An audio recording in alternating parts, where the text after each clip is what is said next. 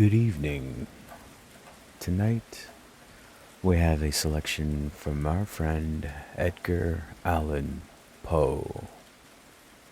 For your listening pleasure, I bring to you The Masque of the Red Death. So settle in, dear listeners, and welcome back to Morbid Whispers, House of Dreams. The Red Death had long devastated the country. No pestilence had ever been so fatal or so hideous. Blood was its avatar and its seal, the redness and the horror of blood. There were sharp pains and sudden dizziness, and then profuse bleeding at the pores with dissolution. The scarlet stains upon the body, and especially upon the face of the victim, were the pest band which shut him out from the aid and from sympathy of his fellow men. And the whole seizure, progress, and termination of the disease were the incidents of a half an hour. But the Prince Prospero was happy and dauntless and sagacious. When his dominions were half depopulated, he summoned to his presence 1,000 hale and light-hearted friends from among the knights and dames of his court. With these retired to the deep seclusions of one of his castled abbeys. This was an extensive and magnificent structure, the creation of the prince's own eccentric yet august taste. A strong and lofty wall girdled it in. This wall had gates of iron. The courtiers, having entered, brought furnaces and massy hammers and welded the bolts.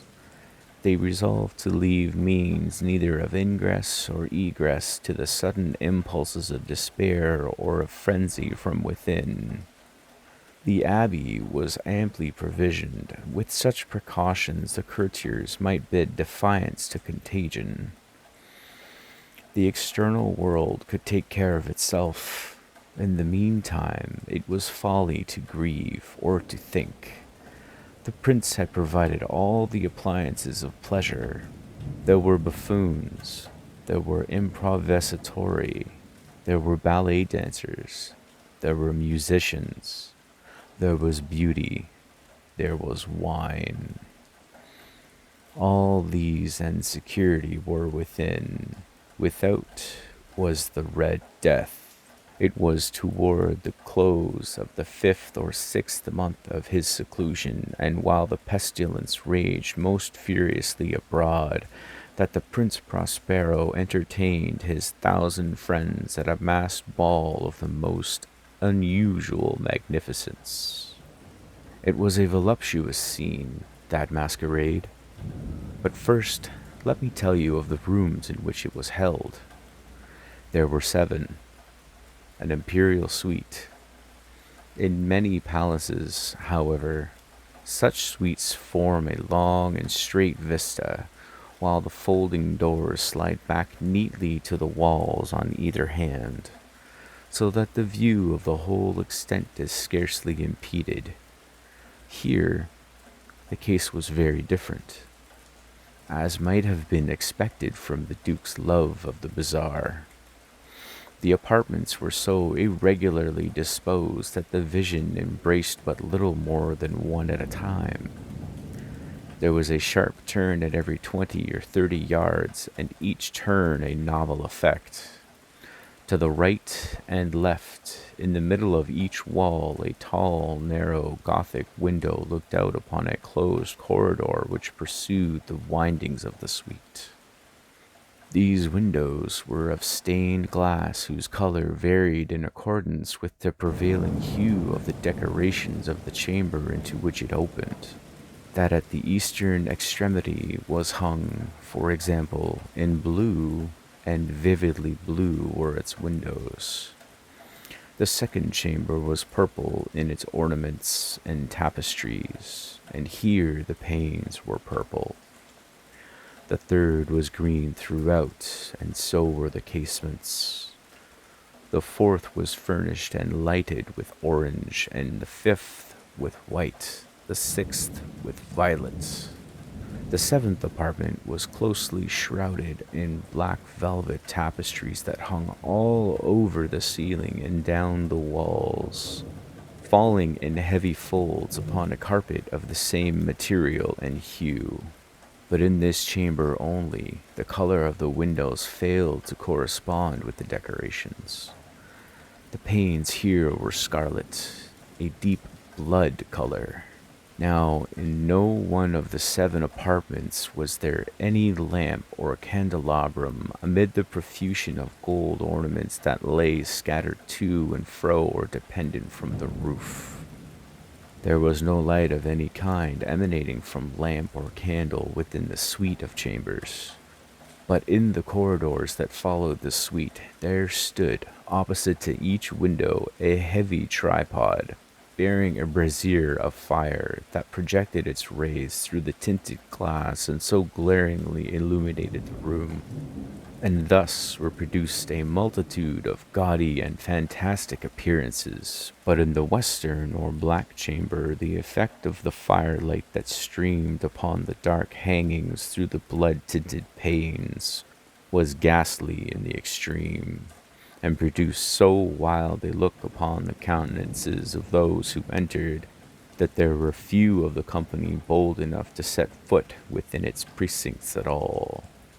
It was in this apartment, also, that there stood against the western wall a gigantic clock of ebony. Its pendulum swung to and fro with a dull, heavy, monotonous clang, and when the minute hand made the circuit of the face, and the hour was to be stricken, there came from the brazen lungs of the clock a sound which was clear and loud and deep and exceedingly musical, but of so peculiar a note and emphasis that, at each lapse of an hour, the musicians of the orchestra were constrained to pause momentarily in their performance, to hearken to the sound, and thus the waltzers perforce ceased their evolutions, and there was a brief disconcert of the whole gay company, and while the chimes of the clock rang, it was observed that the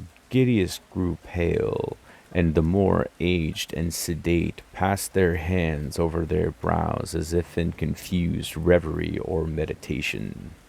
But when the echoes had fully ceased, a light laughter at once pervaded the assembly.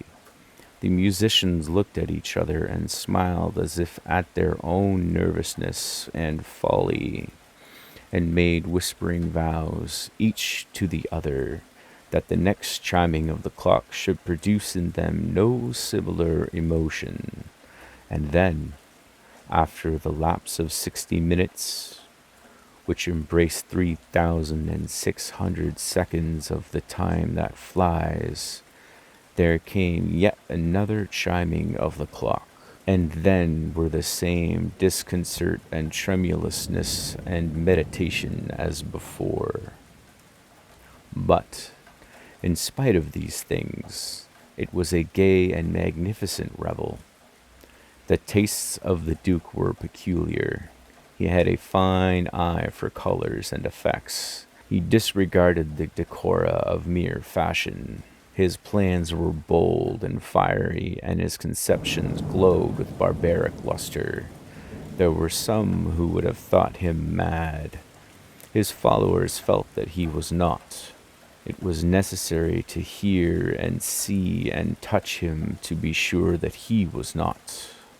He had directed, in great part, the movable establishments of the 7 chambers, upon occasion of this great fête, and it was his own guiding taste which had given character to the masqueraders. Be sure they were grotesque. There were much glare and glitter and piquancy and phantasm, much of which has been since seen in Hernani. There were arabesque figures with unsuited limbs and appointments. There were delirious fancies such as the madman fashions. There were much of the beautiful, much of the wanton, much of the bizarre, something of the terrible and not a little of which might have excited disgust. To and fro in the 7 chambers there stalked, in fact, a multitude of dreams. And these, the dreams, writhed in and about, taking hue from the rooms and causing the wild music of the orchestra to seem as the echo of their steps. And anon there strikes the ebony clock which stands in the hall of the velvet, and then, for a moment, all is still, and all is silent save the voice of the clock. The dreams are stiff frozen as they stand, but the echoes of the chime die away. They have endured but an instant, and a half-light, half-subdued laughter floats after them as they depart. And now and again the music swells, and the dreams live and writhe to and fro more merrily than ever, taking hue from the many-tinted windows through which stream the rays from the tripods. But to the chamber which lies most westwardly of the 7, there are now none of the maskers who venture, for the night is waning away, and there flows a ruddier light through the blood-colored panes, and the blackness of the sable drapery appalls, and to him whose foot falls upon the sable carpet, there comes from the near clock of ebony a muffled peal more solemnly apathetic than which reaches their ears who indulge in the more remote gaieties of their other apartments. But those other apartments were densely crowded, and in them beat feverishly the heart of life, and the revel went whirlingly on until at length there commenced the sounding of midnight upon the clock. And then the music ceased, as I have told, and the evolutions of the waltzers were quieted, and there was an uneasy cessation of all things as before. But now there were 12 strokes to be sounded by the bell of the clock, and thus it happened. Perhaps that more of thought crept, with more of time, into the meditations of the thoughtful among those who revelled. And thus, too, it happened, perhaps, that before the last echoes of the last chime had utterly sunk into silence, there were many individuals in the crowd who had found leisure to become aware of the presence of a masked figure which had arrested the attention of no single individual before. And the rumor of this new presence having spread itself whisperingly around, there arose at length from the whole company a buzz or murmur, expressive of disapprobation and surprise. Then, finally, of terror, of horror, and of disgust. In an assembly of phantasms such as I have painted, it may be well supposed that no ordinary appearance could have excited such sensation. In truth, the masquerade license of the night was nearly unlimited, but the figure in question had out-Heroded Herod, and gone beyond the bounds of even the prince's indefinite decorum.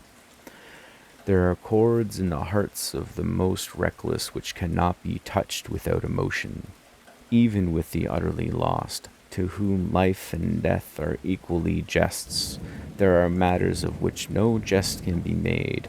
The whole company, indeed, seemed now deeply to feel that the costume and bearing of the stranger neither wit nor propriety existed.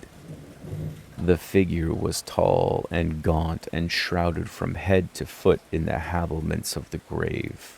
The mask which concealed the visage was made so nearly to resemble the countenance of a stiffened corpse that the closest scrutiny must have had difficulty in detecting the cheat.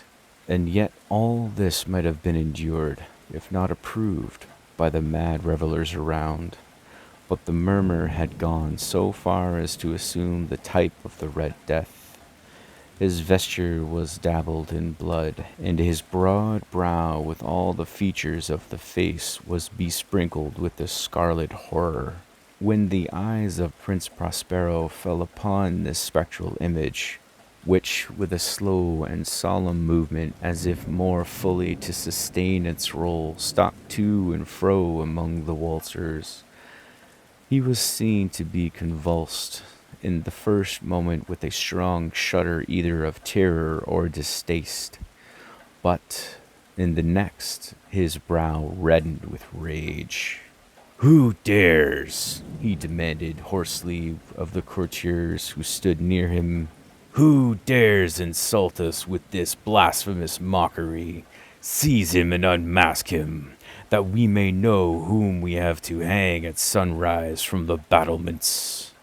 It was in the eastern or blue chamber which stood the Prince Prospero as he uttered these words. They rang throughout the 7 rooms loudly and clearly, for the prince was a bold and robust man, and the music had become hushed at the waving of his hand. It was in the blue room where stood the prince, with a group of pale courtiers by his side. At first, as he spoke, there was a slight rushing movement of this group in the direction of the intruder, who, at the moment, was also near at hand, and now, with deliberate and stately step, made closer approach to the speaker. But from a certain nameless awe with which the mad assumptions of the murmur had inspired the whole party, there were found none who put forth hand to seize him, so that, unimpeded, he passed within a yard of the prince's person, and, while the vast assembly, as if with one impulse, shrank from the centers of the rooms to the walls, he made his way uninterruptedly, but with the same solemn and measured step which had distinguished him from the first, through the blue chamber to the purple, through the purple to the green, through the green to the orange, through this again to the white, and even thence to the violet, ere a decided movement had been made to arrest him. It was then, however, that the Prince Prospero, maddening with rage and shame of his own momentary cowardice, rushed hurriedly through the 6 chambers, while none followed him on account of a deadly terror that seized upon all. He bore aloft a drawn dagger and had approached, in rapid impetuosity, to within 3 or 4 feet of the retreating figure, when the latter, having attained the extremity of the velvet apartment, turned suddenly and confronted his pursuer. This was a sharp cry, and the dagger dropped gleaming upon the sable carpet, upon which, instantly afterwards, fell prostrate in death the Prince Prospero. Then, summoning the wild courage of despair, a throng of the travelers at once threw themselves into the black apartment, and, seizing the murmur, whose tall figure stood erect and motionless within the shadow of the ebony clock, gasped in unutterable horror at finding the grave cerements and corpse-like mask which they handled with so violent a rudeness, untenanted by a tangible form. And now was acknowledged the presence of the Red Death. He had come like a thief in the night, and one by one dropped the revelers in the blood-bedewed halls of their revel, and died, each in the despairing posture of his fall. And the life of the ebony clock went out with that of the last of the gay, and the flames of the tripods expired, and the darkness and decay of the Red Death held illimitable dominion over all. Well, did you make it to the end? I certainly hope you did. If you enjoyed this content, please consider subscribing and hit that like button. It helps me out a lot. And I will see you next time. Morbid Whispers, House of Dreams.